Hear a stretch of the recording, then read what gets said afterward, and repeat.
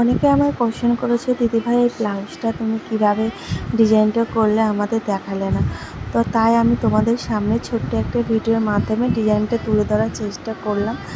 আমি জানি না তোমরা কতটা কি বুঝতে পারছো, তবে চেষ্টা করলাম।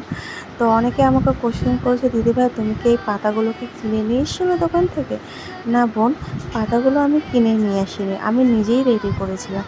দেখো, আমি পাতাগুলো পাতার শেপে আকারে করে নিয়েছিলাম।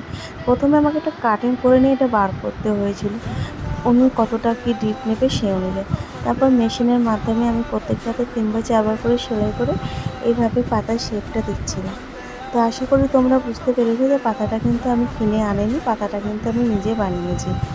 তো এই ছিল পাতাটা, দুটো পাতা রেডি করে নিয়ে তো আমি এখানে লাল কাপড় দিয়ে ফ্রিল করে নিয়েছিলাম।